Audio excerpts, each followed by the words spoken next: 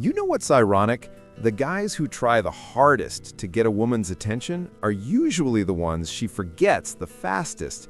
Meanwhile, there's always that one guy who seems like he's barely paying attention, and somehow she can't stop thinking about him. What's he doing that you're not? Actually, it's more about what he's not doing.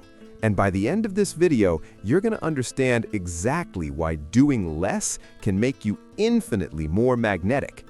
Before we dive in, if you want more content on building effortless attraction and real confidence, go ahead and hit that subscribe button. You'll thank yourself later. Here's what most guys get wrong. They think attraction is about addition. Add more compliments, add more texts, add more effort, add more availability. But attraction doesn't work like a math equation. It works like a mystery novel. And the moment you reveal everything on page 1, there's no reason to keep reading. Now, I'm going to break down something that might feel counterintuitive at first. We're going to talk about why your absence creates more desire than your presence, how silence speaks louder than words, and why the less you chase, the more you're chased. But here's the thing. This isn't about playing games or being manipulative. This is about understanding human psychology and having enough self-respect to not throw yourself at someone's feet. Let me tell you about my friend Marcus. Smart guy, good-looking, successful career, but every time he met a woman he liked, he'd go into overdrive. Constant texting, daily check-ins, planning elaborate dates, basically announcing to the universe, "I have nothing else going on but you." And you know what happened? They'd be interested for maybe 2 weeks, then suddenly ghost him. Every single time. One day, he met someone at a coffee shop. They talked for 20 minutes, exchanged numbers, and here's where it got interesting. He was slammed with a work project for the next week and genuinely didn't have time to text much. He sent maybe 2 messages in 5 days, nothing elaborate, just casual. When they finally met up again, she opened with, "I've been thinking about you all week. I thought maybe you weren't interested." Marcus didn't do anything special. He just lived his life. And that's the first principle we need to understand. When you're constantly available, constantly responsive, constantly initiating, you're sending a subconscious message. That message is, "My life isn't full enough without you in it." And I know that sounds harsh, but think about it from her perspective. If someone has nothing else going on, no passions, no pursuits, no life that excites them, what's attractive about that? Why would she want to be someone's entire world when that world is so small? Here's where it gets interesting. The human brain is wired to want what it can't easily have. It's called the scarcity principle, and it's been studied for decades. When something is abundant and readily available, we assign it less value. When something is rare or hard to obtain, we obsess over it. This isn't manipulation, this is just understanding how desire actually works. But let me be clear about something, because I know some of you are already thinking it. This is not about ignoring someone you care about. It's not about being cold or playing hard to get in some calculated way.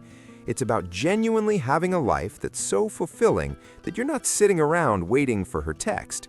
It's about being someone who has options, boundaries, and self-respect. So what does this actually look like in practice? First, understand the power of strategic unavailability. And notice I said strategic, not constant. When she texts you, you don't need to respond in 30 seconds like you've been staring at your phone waiting. You respond when you naturally check your phone because you were doing something that matters to you. Maybe that's 2 hours later. Maybe it's 4. The key is that it's genuine, not a tactic you're counting on your fingers. I knew a guy who would literally set timers so he wouldn't respond too quickly. That's not what I'm talking about. That's manufactured scarcity, and women can sense it from a mile away. What I'm talking about is actually being busy with things that fulfill you. When you text back after a few hours because you were at the gym, or working on a project, or hanging out with friends, there's an authenticity to that delay. She can feel it. Second, master the art of ending conversations first. Most guys will keep a conversation going until it dies a slow, painful death. They'll send message after message, trying to revive it until she's the one who finally stops responding. Flip that script. Have the confidence to say, "Hey, I've got to run, but let's continue this later," when the conversation is still good. Leave her wanting more, not wondering why you're still talking. This does something powerful. It shows you have agency. It shows you have things in your life that matter beyond this interaction, and it creates a little bit of that mystery we talked about earlier. Third, and this is crucial, become comfortable with silence. Silence is not your enemy. Silence is actually one of the most attractive things you can offer. When you're not filling every gap with words, when you're not chasing validation, when you're okay with empty space in the conversation, you're demonstrating a level of confidence that's rare. Think about the last time you were around someone who was completely comfortable in their own skin. They didn't need to fill every moment with noise. They could just exist. Wasn't there something magnetic about that? That's what we're building here. Now, let's talk about what happens when you actually implement this. At first, it might feel uncomfortable. You might feel like you're being distant or cold. You might worry she'll lose interest. But here's what actually happens in most cases. She starts reaching out more. She starts initiating conversations. She starts wondering what you're up to. She starts investing. And this is where the psychology gets fascinating. When someone has to put in effort to connect with you, they start to value that connection more. It's called effort justification. We convince ourselves that things we work for are more valuable than things that come easily. So when she's the one texting first sometimes, when she's the one suggesting plans, she's unconsciously increasing her own investment in you. But here's the part nobody talks about. This only works if you're genuinely worth pursuing. You can't be an empty vessel with nothing going on and expect this strategy to create attraction. You need to actually be living a life that's interesting. You need to have passions, goals, friendships, hobbies, things that make you genuinely busy and fulfilled. Let me give you another example. There's this woman I used to know who dated 2 different guys around the same time. Guy A would send her paragraphs about his feelings, call her every night, constantly ask when he could see her again. Guy B would text her when something reminded him of her, would make definite plans but wasn't pushy about it, and had a full social calendar that she was invited into but didn't revolve around her. Guess which one she couldn't stop thinking about? Guy B didn't create mystery through deception. He created it through simply having a life. And when she was with him, he had his full attention. But when she wasn't, he wasn't sitting around pining. He was living. That's the balance we're looking for. Presence when you're together, independence when you're apart. Now, I want to address something important. Some of you might be thinking this sounds like game playing, but there's a huge difference between game playing and having standards. Game playing is when you manufacture scarcity to manipulate someone. Having standards is when you refuse to abandon your life, your goals, and your self-respect for someone you barely know. Here's a practical technique, the ratio rule. For every time she reaches out to you, you reach out to her once. For every plan she suggests, you suggest one back. This isn't about keeping score obsessively. It's about maintaining balance. If you're always the one initiating, always the one asking, always the one pursuing, the dynamic is off, and you know it. Attraction thrives in balance and dies in imbalance. When one person is doing all the work, the other person gets comfortable and stops valuing the connection. When both people are contributing, both people stay engaged. Let me ask you something. When was the last time you canceled plans with a woman, not because you were playing games, but because something genuinely important came up? When was the last time you said, "I can't make it work this week, but I'm free next week"? If the answer is never, you might be communicating that nothing in your life is as important as her. And paradoxically, that makes you less important to her. Here's another layer to this. When you do nothing, when you give her space, when you're not constantly in her notifications, you give her room to miss you. Missing someone is one of the most powerful emotions in early attraction, but you can't miss someone who's always there. You can't crave someone who's always available. You can't wonder about someone who tells you everything. Think about your favorite TV show. The reason you keep coming back week after week isn't because they answer every question immediately, it's because they leave you hanging. They give you enough to stay interested, but not enough to feel satisfied. Now, I'm not saying treat relationships like a TV show, but understand the principle. Mystery and curiosity are fundamental to sustained interest. And here's what happens over time when you do this right. She starts to see you as someone with options, someone who's selective, someone who doesn't just fall for anyone who shows interest. And that makes her want to be chosen by you. Being chosen by someone who could choose anyone feels completely different than being chosen by someone who would take anyone. If you're finding value in this, drop a comment below and tell me, what's one thing you're going to stop doing this week? I'll pin the best answer. And if you want a breakdown of how to maintain this dynamic once you're actually in a relationship, let me know in the comments. Now, let's talk about what this looks like in conversation. When you're talking to her, you don't need to reveal your entire life story. You don't need to explain every detail of your day. You answer questions, but you're comfortable with brevity. You share, but you don't overshare. You hint at depth without diving all the way in. For example, if she asks what you did today, instead of a paragraph about every mundane detail, you might say, "Had a great workout this morning, knocked out some work stuff, and met up with a friend I haven't seen in a while. How about you?" You've given her information, but left space for curiosity. What kind of work? Which friend?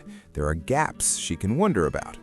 Compare that to, "Oh man, so I woke up at 7, hit snooze twice, finally got to the gym around 8:30, did chest and triceps, had a protein shake, came home, showered, worked on this presentation for like 4 hours, ordered lunch from that Thai place I like, then Jason texted me and we met for coffee at 4, talked about his breakup for like 2 hours, came home, watched some Netflix."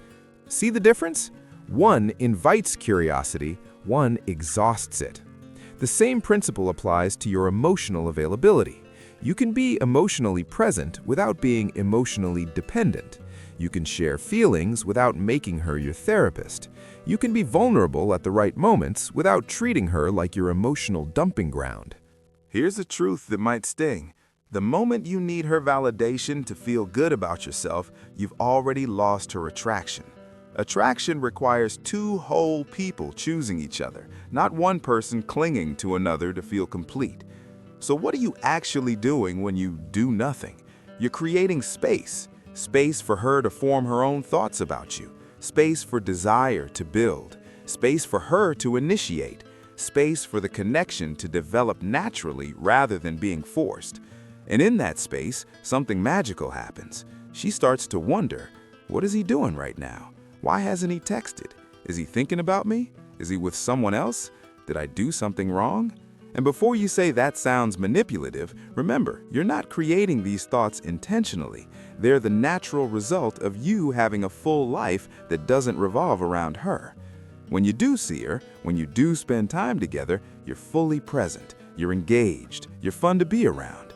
But then you go back to your life, and that contrast is what creates the attraction cycle. Presence, then absence. Attention, then independence. Connection, then space. This is also why the most attractive people often seem just slightly out of reach. Not because they're playing games, but because they genuinely have full lives. They have careers they're passionate about. They have friends who matter to them. They have hobbies that fulfill them. They have goals they're working toward. And yes, they have room for a relationship, but a relationship isn't their entire identity. Let me give you one more story. I watched this happen with a couple I know. In the beginning, the guy was all in. Constant texts, always available, would drop anything to see her. And she liked him, but she wasn't obsessed. After about a month, he got a major opportunity at work that required him to travel and focus intensely for 3 weeks. He told her up front, "I'm going to be pretty unavailable, but I'm interested in picking this back up when things settle down." Those 3 weeks, she texted him more than she had the entire first month combined. When he got back, she had already planned a weekend trip for them. She went from casually interested to actively pursuing. What changed? He wasn't available. He had something in his life that mattered more than her in that moment, and paradoxically, that made her matter more to him in her mind. Now, here's the part where some of you might resist this. You might think, but I really like her. I want to talk to her all the time. I want to see her constantly. And I get it. When you're excited about someone, the natural impulse is to consume as much of them as possible. But here's what you need to understand. Feelings are not strategies. Just because you feel like doing something doesn't mean it's the right move.